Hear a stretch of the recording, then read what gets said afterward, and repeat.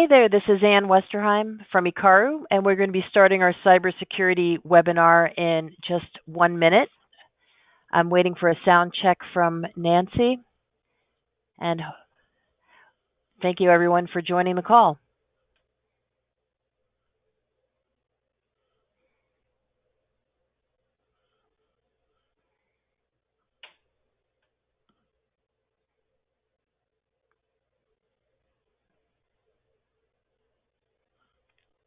Hi, if you just joined us, this is Ann Westerheim from Ikaru, and we're about to start our security awareness session in about 30 seconds.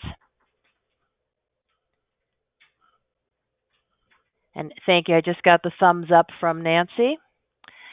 So today we're going to talk about, in cybersecurity, you've seen the headlines, and one of the things that we want you to be aware of is what might be missing from your plan. So part of our job is to identify what's new in technology, what the trends are, and what the new things are that we want you to think about.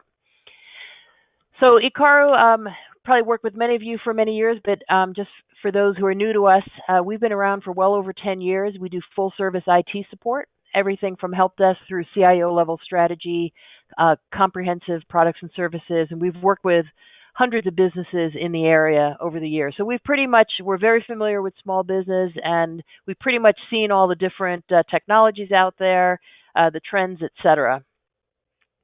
Our mission for the workshops is to help you get more from the technology you already have and introduce you to the new technologies you need to know about.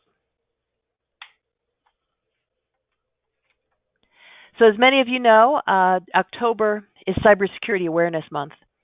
And Department of Homeland Security is putting out a lot of educational information. You've probably seen a lot of articles out there. We're putting info on our social media, trying to raise awareness. And this really is a case where the weakest link is where you're going to be most vulnerable. So we want folks to think about your risk, what's your tolerance for risk, what are the things that you might not have thought of that you want to put in place for your plan. If you've been on our training sessions before, we like to think of security as kind of like bulletproof glass, where you have multiple layers of materials that together provide you with a level of protection. And the security foundation that we've been talking about for years and years, and that we're not going to get into today, or the foundation that you ought to have in place in this day and age, and that's making sure your security patches are up to date. And not just assume that they're up to date, but actually have a method for testing them, analyzing them, and making sure that you can prove that they're in place. Strong passwords, antivirus protection, encryption, a business class firewall. What you get from Comcast, what you get from Verizon, or what you buy in Staples is not sufficient in this day and age. And also doing an annual security risk assessment. And all of these things are required by the Mass Data Security Law, HIPAA, other industry-specific regulations. What we want to talk about today is that protection that you should have had in place for years at this point really isn't enough in this day and age, and technology has changed. The threats have changed, technology has changed, we're way more dependent on technology, so that's why all of us need to change and move along with the time. So cybersecurity, it's local. This is a headline from earlier this year. School district in Leominster was hit with a ransomware attack. Now, ransomware is when your files, it's malware that gets on your system. It takes your files and basically scrambles them all so you can't get them back. And question that we often get asked, it's not how much your data is worth necessarily to any bad actors. It's how much is your data worth to you. And that's what these threats are automated. They hit everybody. And what's interesting in this one is that the police chief in Leominster actually referred to this crime as, they didn't even investigate because they said it was impossible to solve. This stuff is all traded in Bitcoin, etc. So it's just random who gets hit, and there are a lot of protections you can put in place to reduce your risk. Couple other headlines. The town of Rockport, Maine was hit. And this is just anybody and everyone in city of Atlanta was hit with a major a ransomware attack earlier this year. It cost them millions to recover from this. This is a practice, a medical practice in the Atlanta area that was hit with ransomware. And this is one of the things that's really something to think about. This is a case where the bad actors may hit your business, and this is a medical practice that had a great standing in the community, hardworking people who provided a lot of service to the area. And after this ransomware attack, they were the victims of this attack, but their name is smeared through the mud. So all these headlines, none of them are favorable. And this is just how the world has changed. This is a map I found online showing where all the different attacks were. This is just in Q1 of this year, and these were major ones. So if the headlines haven't gotten through to you, these threats are real. They're out there in the local area, and a lot of small businesses think they're under the radar, but you have to understand these are automated threats. So it's not necessary for there to be a specific bad actor who's specifically targeting you. They send out automated threats, and wherever they can get through is where they can cause their harm. So the layers that you have in the past, basically, you need to consider putting more layers in place to really accommodate what risk level you're willing to accept for your business. So in the past, we've always talked about the 9 ways to protect your business from a cyber attack, and we've actually increased that. We now have 15 ways. And we're not going to talk about the ones that we've talked about in previous seminars. We're going to try to focus on the ones that are sort of the new additions, things to start thinking about. It might not be in your budget for this year. You want to start thinking about this and decide what's a responsible level of protection for your business. So with that, one of them is security awareness training, and it's great. We have a lot of people on the call today. This is a great way to stay up to date, to get engaged, the headlines. In terms of putting a program in place, and we're seeing this more and more either with businesses being requested by their banks, maybe they're going out for a loan, they may be asked to prove that you do training. Mass data security law requires that you do training for your employees. So whether you do it in an ad hoc way or a more formal way, 2 things. One is you're required to do it. You ought to have some proof that you've done it. And also keep in mind that it's not just about regulations, it's actually keeping your business safe. All it takes is one person in the office to click on a bad link and infect your entire office with ransomware. The other thing is we include, a lot of people ask us about WISP forms, etc. The platform that we use also includes all the done-for-you documentation if you're interested. So you don't have to reinvent the wheel and write it all. I saw this headline recently, 1 out of every 100 emails right now is a hacking attempt. So they're out there all the time. 50% of users are going to fall for a 0-day phishing attack, and everybody thinks they're not going to click on that link. And every time we run phishing tests as part of the security platform for folks, and there's always someone who clicks on the link. They're designed, they're socially engineered to trick you into clicking on it.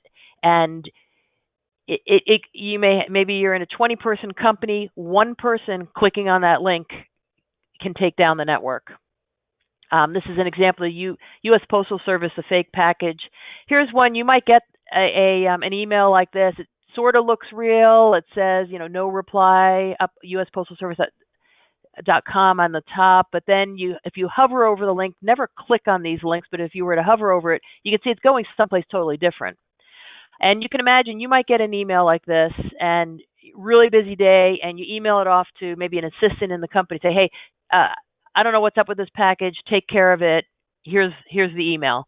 And then that recipient is now receiving the email from a trusted source. So this is the kind of way, there's a lot of social engineering. We talked for an hour just about what these emails look like, but there's a lot of them, and this is how people get into networks. So if this is something you're interested in, go to our website, ecar.com training. You can learn more about it. You get phishing tests, the done-for-you templates, which are really popular with folks. There's other ways of doing this, too. You may just, at your staff meetings, you can borrow some of our slides, whatever you want to do. But you are HIPAA mass data security law require that you do training. All right, and this is an example of you have the contracts and documents, et cetera. Each person in your company can do a security you can do a security risk assessment for your company, and each person in the company can take the mini tests along the way. So now imagine if you're that Atlanta medical practice and you do get hit with ransomware, at least, you could come back and say, look, all of our employees were trained, and people understand that bad things can happen to people. But if you're totally ignoring these threats, you're going to be in a really bad position to try to defend yourself to your customer base, et cetera, when something happens. And there's absolutely no such thing as 100% security. I sometimes hear ads on the radio, if you just get this product, you're totally secure. That's not possible. You need multiple things together to provide that security. It's just like securing any property as well. You have locks on the doors, an alarm system. There's a lot of different things that you put in place to protect physical property as well. Next thing we want to talk about is password manager, and this is one that we see just emerging as a real need. And folks in this day and age understand you need to apply strong passwords and have security policies in place at your site, set timeouts and all that, and no passwords on Post-its. But yet people really have crazy ways of storing passwords that are not secure or using really lame passwords. 47% of accounts, when there is a breach, 47% of accounts have a password that hasn't been changed in 5 years. So, maybe you have a strong password, but you haven't changed it in many, many years. That's an issue, because once it gets out there, and I'm going to show in a minute how these things get out onto the dark web, but once it's out there, you might use that password for something else. Here's an example of last January. There were this horrible situation where these fake alarms went off for incoming missiles in Hawaii. People panicked. They were hiding their families. They thought they were going to die. It was cleared up after around 30 minutes, and fortunately nothing happened. But afterwards, there's a full investigation. And here's something that somebody had dug up. This was in an Associated Press article where this guy's standing in front of a computer, and there's his password written on a Post-it on his computer. Now, after a really big event like this, everything is going to get looked at. The reason this whole thing happened was not because of this password that was on a Post-it, but you don't want to have stuff like this come up. If you're the unlucky person where the ransomware does get through or the breach occurs, you want to make sure that there's not going to be some really awful thing that people can call you out on. So think about that. And people share passwords. They send passwords through unsecured email. So if you think about the assets in your business, and it takes one employee kind of just maybe not even trying to do harm, but maybe trying to be efficient, like, I'm just going to email this password, or maybe multiple people need to get into certain accounts at a company, so you share passwords for that. But that could be really risky, using easy passwords. And so the issue is that people have a lot of passwords they need to remember. So the fact is, some reports say people have 50 online accounts. I've seen up to reports of as many as 100. So you think about that. How could you possibly expect every single one of your employees to remember 50 to 100 strong passwords? It's not possible. So what happens is people reuse passwords, or they never change them, or they write them down in places because it's not possible. And that's why we recommend using a password manager. We use IT Glue. The MyGlue module is very affordable. It allows a way of quickly changing passwords when you need to in the situations where you do have to share a password, etc. But realistically, no one can remember 50 to 100 strong passwords. This report is talking about 130 web accounts. So what happens is that people don't use different passwords. They might have a few or some variations, et cetera. And this is just growing and growing. And I've seen this around in a couple of presentations, and this is just sort of a funny joke to take in, but it really is unbelievable what people do with passwords. So think about that, and think about if your entire team is following best practices. Dark web research. So what happens when there's a breach and data gets released? There's recently one for Facebook. I think I can't remember the number off the top of my head. An enormous number of accounts were leaked, and another one, Google Plus, I think was 500,000 accounts. They ended up shutting down the whole site after that. But the problem is if your employees are using, say they use a password on LinkedIn and they also use that same password in other places, that's where they might know, oh, I'm going to change my password on LinkedIn, but they're also using it somewhere else. So it's very easy once the stuff is out there. And there's no way to delete stuff from the dark web. It's just out there. People buy and sell credentials. So in some cases, the credentials are sold, so credit card details. There's sites, and I've seen them in presentations, showing actual, screenshots from the dark web where people are offering credit cards, certain banks, or they want certain locations. People can buy user accounts with specific for systems that use certain kinds of antivirus, et cetera.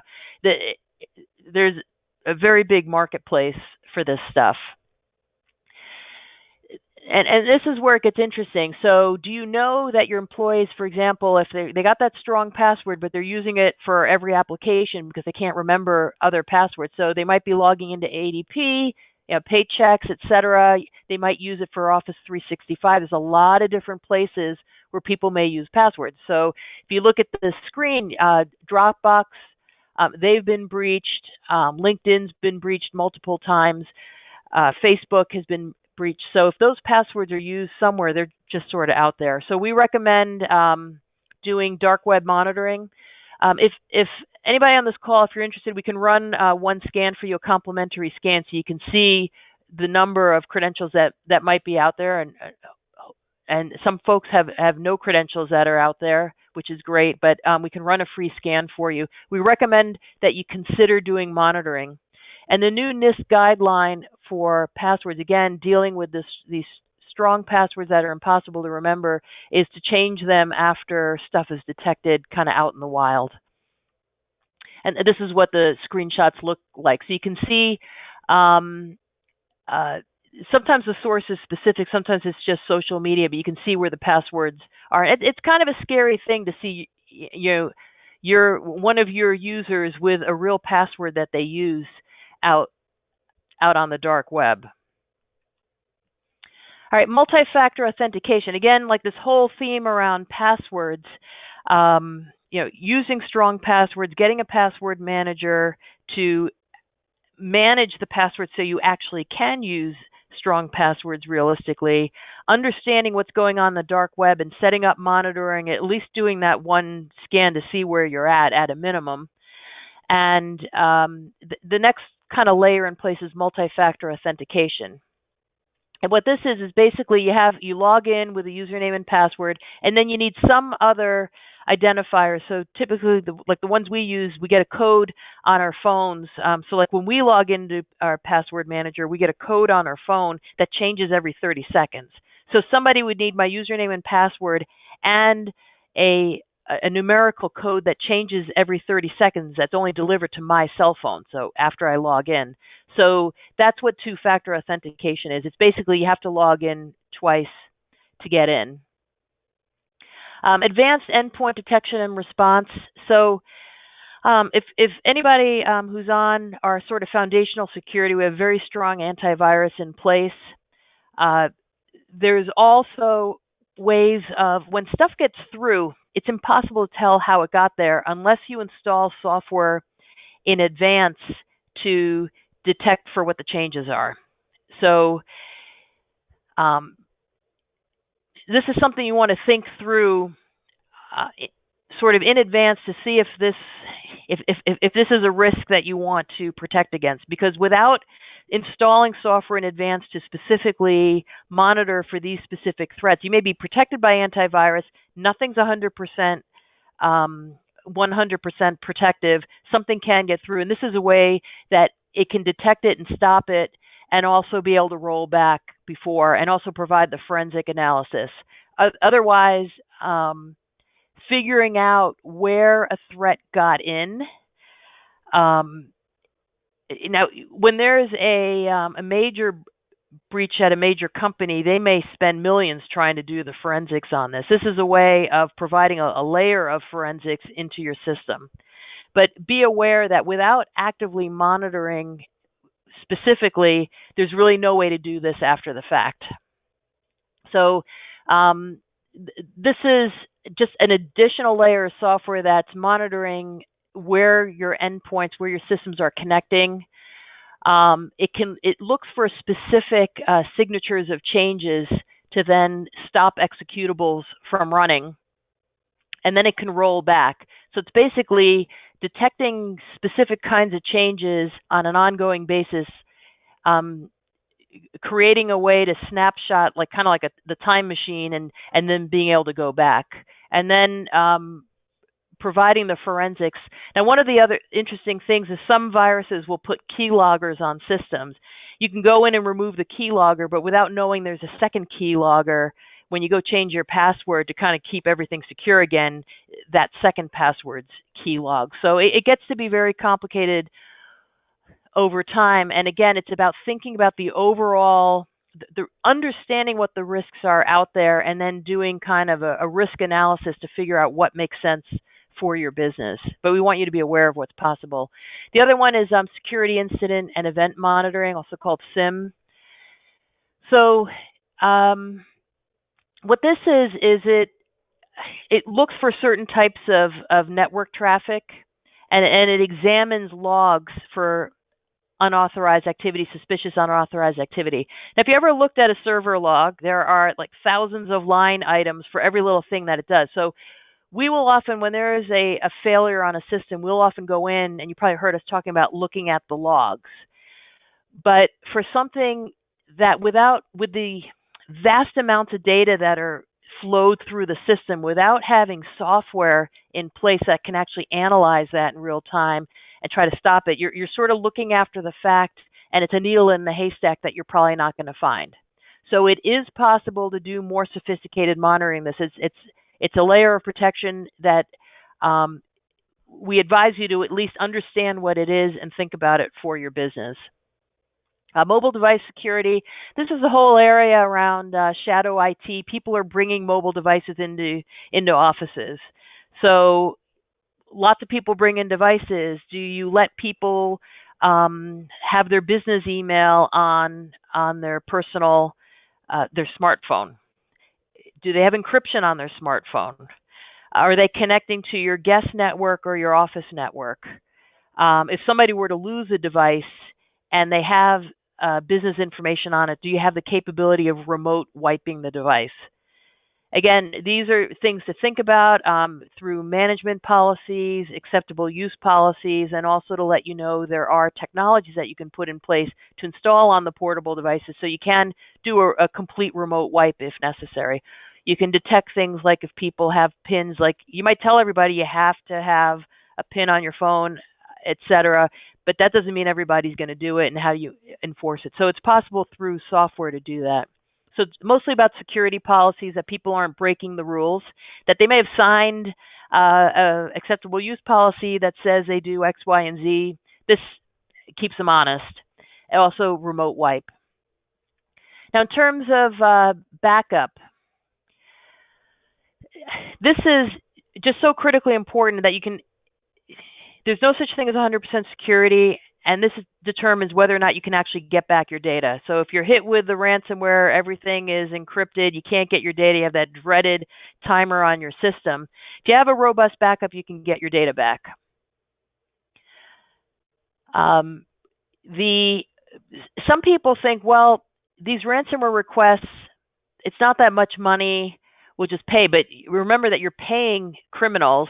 You're also raising your hand that you're a person who's willing to pay, and you have no idea what other virus is left behind like this. So, we talked at the beginning that the school district ended up paying ransom. They had no other backup, no other way of doing this. City of Atlanta did not, but it cost them millions to actually get through to get their data back. Something to think about, and to have a data backup and recovery plan in place. And a lot of people think, okay, well, I have backup. Okay, so that's extremely important to have a robust backup that is being monitored, that you're checking on, that you understand what's being backed up, et cetera. And that will tell you if you can get your data back. So if you think about this, if disaster strikes, how frequent your backup is and how complete it is will determine how much, if any, data you actually lose. Okay, so no backup, you lose it all, et cetera. So that will tell you what point in time you can go back to. So that's your recovery point. The thing that a lot of people don't really think through carefully is how much downtime is it going to take to get all your data back, rebuild the systems, get all your data back. And that's your recovery time objective, which is a separate concept. I can show you this. This is, I've talked about this case in the past. This is a San Francisco metro system. They were hit with a ransom attack. They did not pay the ransom and said they had a robust backup in place, so they're going to recover from the backup. The problem is that during that time when they were recovering, they had no choice but to give away free rides. It was, I think, Black Friday weekend, and so they recovered from the backup solution, which is great. With a backup solution, you can recover. But the network was down for a couple of days. So it's a Friday and Saturday after Thanksgiving, a lot of travelers, 735,000 rides a day at $1 to $2 per rider, cost them in the millions. So this is something, think this through carefully for your business and what does it mean. We have a recovery time calculator through our partner Datto. That's the platform we use for disaster recovery. Think this through and have it as part of your plan so you understand what the risk is ahead of time. Backup is, can you get your data back? And continuity is, how much downtime are you going to have as a result? And to give you an example, if you have to download all data from the cloud and get new hardware, you might be looking at a week of downtime easily. And what is the impact of that on your business? So calculate that. This calculator is actually pretty cool because you can put in, what's your average employee wage? Like when all the people can't work because you don't have access to your stuff, what is that impact on you? And just kind of think it through ahead of time. All right, and then the last on the list, we're trying to wrap up in the half hour here, so getting to the end, is cyber insurance. So check with your insurance policy around what coverage you have for cyber incidents. Typically, you'll have to answer a bunch of questions. We do this with clients. We'll go through, and they want to know, what are the things that you're supposed to do, and you'll have to sign off that you're actually doing them. Now, if you sign off whatever protections you're telling your insurance company that you're doing, you have to make sure that you're actually doing them. So treat these questionnaires very carefully and make sure you have in place what you've said you've had in place. All right, so just wrapping up here, I know people need to get back to work. We try to keep these to about a half an hour. We recommend that you evaluate your cybersecurity plan at least annually. If you look at the Mass Data Security Law, they require the ongoing training. They require the written information security plan. It could be very simple. It could be a one-pager, but it has to be something that you have in writing. And reviewing at least annually. And the world has changed. So all the baseline protection that in this day and age you have to have in place, your antivirus, your business class firewall, your security patch updates, that's foundational. You have to have that, and that's what all the regulations require that you have. But it's not enough in this day and age. Our dependence on technology has changed. The kinds of technology we use has changed. The number of applications we all use to run our businesses has exploded with all the work that we do in the cloud. And the protection from yesterday is not enough. And we ask that folks want to get the information out to our clients, out to our community, so you can understand what are the levels of protection that you have in place, what are the other levels of protection that are recommended that you ought to think about in terms of, what level of risk uh, are okay for your business? Because each layer that you put in place adds complexity, it adds some cost, but that's why doing things like the recovery time calculator help you really understand what that impact is. And we really promote that you think about risk and get the right protection in place before disaster strikes. Again, you can put all the protections in place. There's no such thing as 100% security, but think through and get the right protections in place so you're not scrambling and panicking after the bad luck strikes. All right, and with that, we're happy to please give us a call if you have any questions. We really want to make sure that you have the right information in hand to make great decisions for your business. We have a blog, so we post information on there regularly. Contact myself. My email's out here. We do a newsletter. We also put out a bunch of stuff on social media. And for any of the things, if you want a demo of the password manager, or if you want to get that, we can do a complimentary dark web scan for you. Just shoot me an email and we'll get that set up for you. All right, so thank you very much for joining us today, and we look forward to connecting on the next webinar. Thank you.